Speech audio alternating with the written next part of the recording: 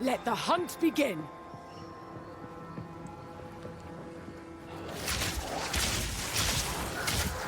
When we started to work on the Ranger, we knew we had to make a class with high agility. The dream of fast bow gameplay is Legolas, so that's what we wanted to deliver. The starting point is moving while shooting a bow. Any kind of basic arrow skill can be fired while moving, with a movement penalty. This immediately gives you a lot more freedom on the battlefield. Here I'm starting each battle with a poison burst arrow to poison groups of enemies, then using a lightning arrow to arc lightning around larger packs. For even more mobility, we also have a variety of skills that involve vaulting around the battlefield too. This is Frost Escape. Using it jumps backwards and shoots a freezing arrow at the ground. Really useful if monsters close on you and you need to get away. Once you've landed, if monsters were frozen, it'd be nice to have some way to take advantage of that extra time. This is where Snipe comes in. Snipe is a skill shot that you need to charge up and release at exactly the right time. If you land the right timing, Snipe is guaranteed to produce a critical strike, and does a small AoE as well, so it's a great finisher. You can also move while shooting arrow rain skills too. This skill is Lightning Rod. It shoots an arrow into the air that sticks into the ground and does a small AoE. Once the rods are in the ground though, they attract any arcs of lightning that are nearby, causing them to explode again. This means you can stack up a bunch of lightning rods on the ground and bounce lightning between them, doing way more damage. Now this takes care of packs pretty well, but for bigger enemies I'd like to have something that's going to enhance my damage output too. This skill is Stormcaller Arrow. Using it sticks an arrow into an enemy. After a short period of time, a lightning bolt comes from the sky and strikes them. This has a high chance to shock them, and shocked enemies take 30% more damage from all sources. If something big walks along, it's a good idea to throw one of these at them first to enhance your damage before following up with the other combo. Now if I really want to enhance this combo, there are a couple of things I could do using our support gem system. Skills in Path of Exile are granted by items called skill gems. Each skill gem has coloured sockets in it, and these sockets are for other items called support gems. Support gems modify your skills, and it's where a huge amount of the customization of your character comes from. First I'm going to take this multiple projectile support gem. I could add it to my lightning arrow, and it would fire multiple arrows. This would increase the number of targets I can hit, but that isn't the effect that I'm after. If I add it to my lightning rod skill instead, then when I fire it, I get a nice group of rods. This means that I don't have to spend as much time setting up before I can use it with my lightning arrow combo.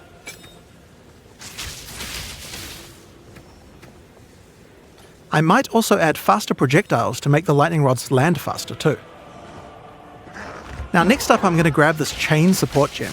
Chaining causes many effects to repeat on new targets when you hit them.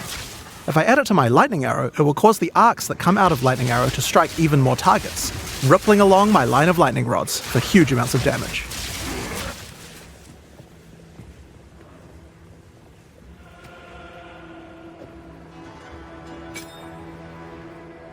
Now I think we can use support gems to improve Stormcaller Arrow as well. Let's start simple. I'm going to chuck less duration on here. This will cause the lightning from the sky to strike a bit faster. Next up we have a support called Shock Proliferation. This support makes it so that any enemies shocked by the skill will also have the shock jump to nearby enemies, meaning they'll take the extra damage as well. It's just a chance to proc, so it's not going to proc on every single pack, but when it does, a pack will go down ultra quick. Another useful empowering skill is Barrage. Barrage is one of the rare cooldown skills in PoE 2. It enhances whatever your next attack is to fire 3 times. With what we have here, I think it might be a good idea to use it with Lightning Arrow. It'll generate 3 times as many lightning explosions. You could also use it at just the right moment with Snipe, or any number of other skills depending on what effect you need more of right now. It's very versatile and can be used in a range of situations. Now, even as mobile as the Ranger is, it's still very useful to slow monsters down, and a Ranger certainly has quite a few tools to do this. If you're prepared to get up close and personal, we have a skill called Electrocuting Rod. First, jump over the enemy and shoot it into them. Once the rod's in place, any lightning damage they take will build up a special electrocute gauge. Once the gauge is full, the monster is totally suppressed, allowing you to kill them easily. Now sometimes when you use Electrocuting Rod, the enemy dies before you get a chance to electrocute them. I think there's another support gem I could add to my lightning arrow to fix this problem. Neural overload will make it easier to electrocute enemies. If the skill it's attached to puts them over 50% of their electrocute bar, it will trigger instantly.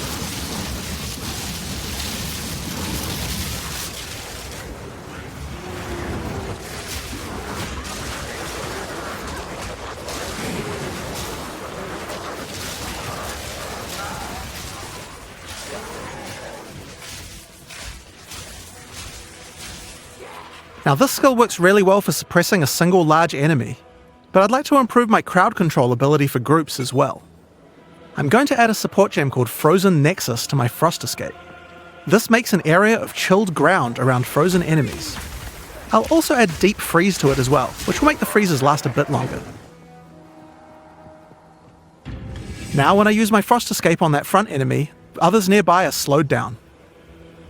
It would also be good if I had a way to slow enemies down when they're farther away from me as well. So this would be a great time to start getting into the ranger's poison and plant-based skill set. To start with, let's have a look at Vine Arrow.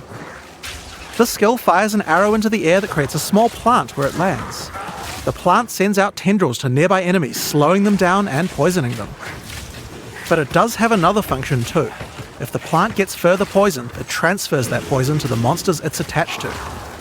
Normally you would only be able to get one stack of poison on a monster at a time, but you can put as much poison as you want on this plant. You could just use the plant to slow monsters down and not worry about the poison part, but if you want to go all in on poison, this is the way to do it. Now if you do want to focus on poisons more, another useful skill is Poison Bloom Arrow. This skill creates these plant pustules on the ground. If you wait a little while, they'll explode. Just like any other plant skill, these plants respond well to poison. Shoot the Poison Burst arrow at enemies nearby and watch your plants grow more and more powerful. Poisoning the pustules causes them to do much more damage and makes them explode much faster as well. I can also add the Pierce support to Poison Burst arrow. Doing this will mean I get multiple poison bursts as it goes through each monster.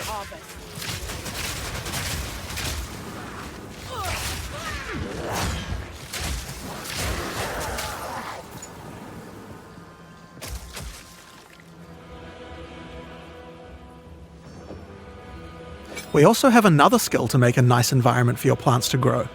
Gas Cloud Arrow. This skill shoots the ground and creates a cloud of gas that continuously poisons things inside it. Throw your plants down, then put a gas cloud on top. The constant poisoning will make them grow.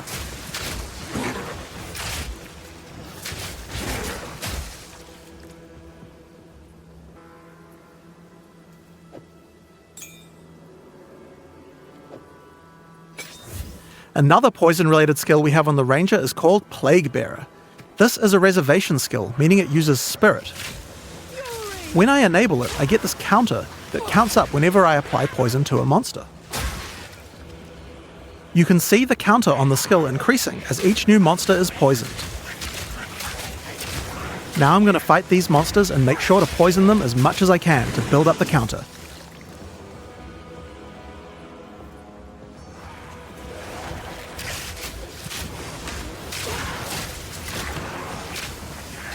It does take quite a while to get the counter up to 100%, but it's worth it. Whenever I choose, I can unleash the poison in a big explosion around my character, dealing a large amount of damage.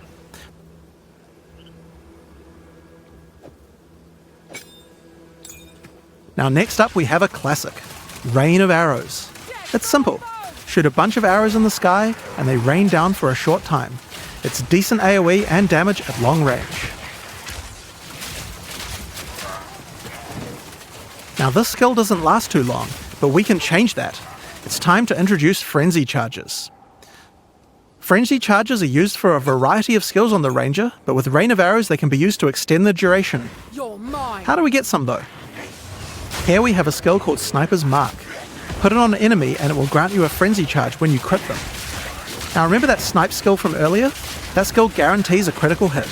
So first we Sniper's Marked an enemy, then we sniped them. And after that, the next Rain of Arrows will last a really, really long time. We still have some weaknesses though. While Rain of Arrows hits enemies with a ton of arrows, each one doesn't do much damage individually. It would be nice if we had a way to break the armor on enemies so that Rain of Arrows dealt more damage.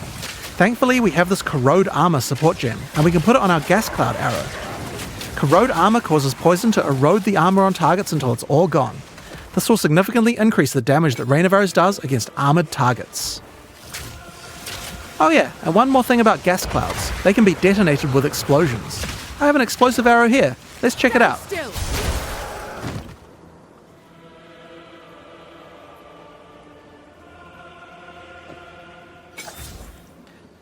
Now, because monsters in gas clouds are likely to have their armor broken, I think there's another useful combo we can do. This is an exploit weakness support. This support provides extra bonus damage to targets that have their armor broken. Perfect for what we have going on here.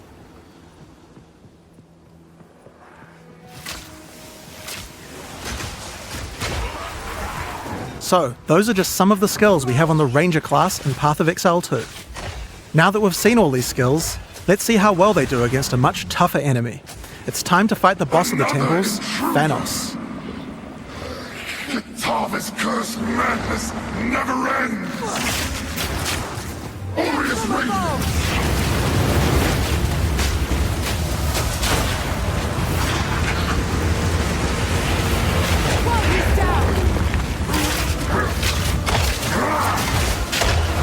Chaotic power!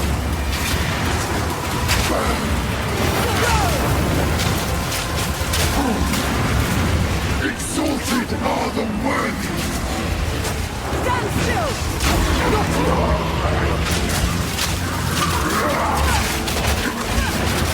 Behold! True power! Orius Radeon!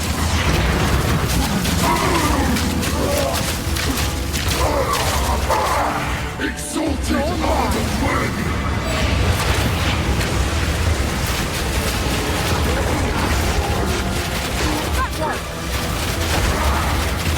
Chaotic power!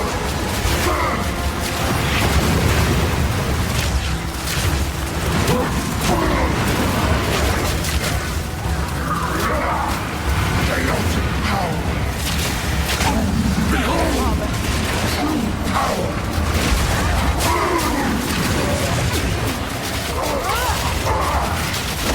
Exalted are the worthy! Deadly aim!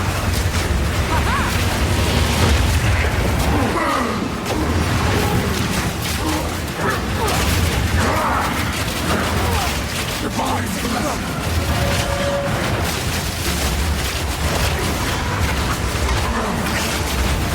True power!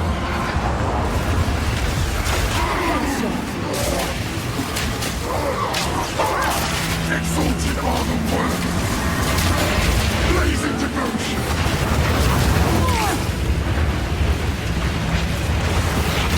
Exalted are the worthy! Aurea! I have found your next bearer! Kill swiftly and move on. This is how you survive. And that's the Ranger. But oh yeah, there was one more thing. The mount. Check this out. Yes, you can ride a rower. While riding the rower, you can shoot arrows with no movement penalty. It's pretty overpowered. You can also use your vaulting skills to jump right off the rower's back. Once the rower doesn't have a rider, it starts attacking monsters, so he's nice to have around, even if you're not riding him. That said, if you are riding, don't get hit. If you take a heavy stun while on a rower, you'll fall off, and it takes a while to get up, so be careful. So that's what we wanted to show you today. Now there is just one more rather unfortunate bit of news. Path of Exile 2's beta is going to be delayed. We previously said that we would get the beta out on June 7th. And while I think we would be able to get the game's content ready in time, we underestimated how long it would take to get gameplay polished to a standard that we're happy with. We're still going to be doing alpha testing in June, but we're going to be delaying the beta until later in the year. I don't have an exact date for you today, but it should be towards the end of the year. In the meantime, you can still play Path of Exile 1, of course.